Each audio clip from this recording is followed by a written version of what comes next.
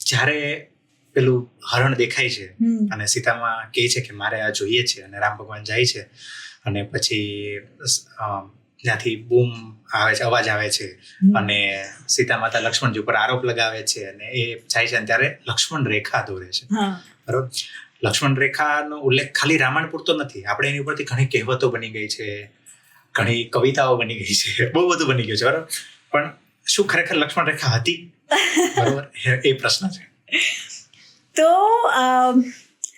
લક્ષ્મણ રેખાનું ઉલ્લંઘન થયું છે, પણ એ રીતે નહીં જે રીતે આપણે જાણીએ છીએ. એટલે એવી કોઈ રેખા દોરાઈ એવો કોઈ પણ ઉલ્લેખ વાલ્મીકી રામાયણમાં નથી. લક્ષ્મણ રેખા વર્ડનો બી ઉલ્લેખ નથી. લક્ષ્મણ રેખા વર્ડનો બી ઉલ્લેખ નથી. લક્ષ્મણ રેખા જે શબ્દ છે ને, આપણે ઇંગ્લિશમાં કહીએ ને કે મેટાફર, એ રીતે એનો ઉપયોગ થયો છે. હવે જેમ તમે કીધું કે સીતાજી આરોપ લગાડ્યો, હવે માનસમાં તુલસીદાસજી એ વાત તો કહે છે કે આરોપ લગાડ્યો, પણ એમણે કેવા કેવા શબ્દો વાપર્યા એ વિશે એમણે બહુ વાત નથી કરી. તમે વાલ્મીકી રામાયણ જોવો, ઠીક છે, તો એમાં સીતાજીએ જે કીધું લક્ષ્મણને, ઓફકોર્સ સીતાજી જે છે એમને જ્યારે અવાજ સંભળાય છે શ્રીરામનો કે હે સીતા, હે લક્ષ્મણ, તો એવું લાગે છે કે એમને શ્રીરામ મદદ માટે પુકારી રહ્યા છે, બોલાવી રહ્યા છે, એવું એમને લાગે છે. પોતે પણ ચિંતિત છે એના માટે, ખૂબ જ ચિંતિત છે, ખૂબ જ ચિંતિત છે. અને સીતાજી જોવે છે કે લક્ષ્મણ તો બેઠો છે, એને તો કંઈ ફરક નથી પડી રહ્યો, કેમ કે લક્ષ્મણ જાણે છે કે આવું થઈ જ ના શકે, મારો ભાઈ આવી રીતે અવાજ લગાડે એ થઈ જ ના શકે, અને કોઈનામાં હિંમત નથી કે મારા ભાઈને આવી રીતે મજબૂર કરી શકે, આવી પરિસ્થિતિમાં નાખી શકે. એટલે એ તો ત્યાં બેઠા છે. તો સીતાજી તો પહેલાં જોઈને જ અચંભાવા છે, કરે તમે જાઓ, જલ્દી જાઓ, તમારા ભાઈને આવશ્યકતા છે, તમે જાઓ જલ્દી મદદ કરવા. તો લક્ષ્મણ કહે છે ના ના ના, એવું કંઈ નથી થયું, કાંઈ તમે ચિંતા નહીં કરો, કાંઈ નથી થયું, મને તો લાગે છે કોઈ રાક્ષસ જ આવી રીતે અવાજ કરી રહ્યો છે, કાંઈ ચિંતા કરવાની જરૂર નથી. જ્યારે આવી રીતે વાત કરે છે લક્ષ્મણજી, ત્યારે સીતાજી કહે છે અરે હવે મને સમજાઈ ગયું, તમે તો મિત્રની રૂપમાં શત્રુ છો, એટલા માટે તમને ચિંતા નથી, તમે જઈ નથી રહ્યા શ્રીરામને મદદ કરવા.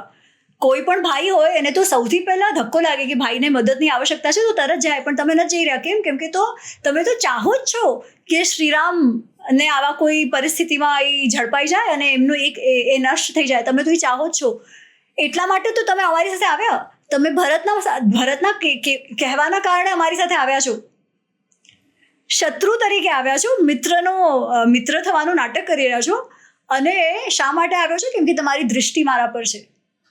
પણ હું કહી દઉં છું, શ્રીરામને કંઈ થઈ ગયું તો એ તમે મને પામી નહીં શકો, હું મારું જીવન ત્યાગી દઈશ, પણ તમે મને પામી નહીં શકો. તો શરૂઆતમાં તો જ્યારે કહી રહ્યા છે કે નહીં તમે જાઓ, ત્યારે તો લક્ષ્મણજી શાંત છે, પણ જ્યારે આ વાત કહે છે સીતામાં કે તમારી દૃષ્ટિ મારા પર છે અને તમે મને પામી નહીં શકો, આમ તેમ, એ વસ્તુ લક્ષ્મણજી માટે અસહનીય છે. અને ત્યારે લક્ષ્મણજી કહે છે કે તમારી તો બુદ્ધિ ભ્રષ્ટ થઈ ગઈ છે, એવું મને લાગે છે કે તમે આવા શબ્દોનો ઉપયોગ કરો છો મારી માટે. ઠીક છે, વનદેવતા તમારી રક્ષા કરે, હું જાઉં છું શ્રીરામ પાસે, કેમ કે તમે જે શબ્દોનો ઉપયોગ કર્યો છે એ મારા કાનમાં જાણે કે ઓલું પીગળેલું લોખંડ જે હોય, એ પીગળેલું લોખંડ તમે મારા કાનમાં નાખી રહ્યા હો ને, એવું મને લાગે છે. એટલે હું જાઉં છું, વનદેવતા તમારી રક્ષા કરે. એટલે રેખા ઓળંગાઈ છે, પણ કઈ લક્ષ્મણજીના સહનશીલતાની રેખાનો ઉલ્લંઘન થયો છે સીતામાના શબ્દોથી. એકચ્યુઅલ કોઈ રેખા નથી દોરાઈ જેનું ઉલ્લંઘન કર્યું હોય, ઠીક છે, પણ એને પછી જ્યારે પ્રસ્તુત કરવામાં આવે છે ટીવીમાં ને એમાં, તો એમાં એ લક્ષ્મણ રેખા દેખાય છે. અચ્છા, હવે આ લક્ષ્મણ રેખાનો ડાયરેક્ટ ઉલ્લેખ ક્યાં છે ખબર છે તમને?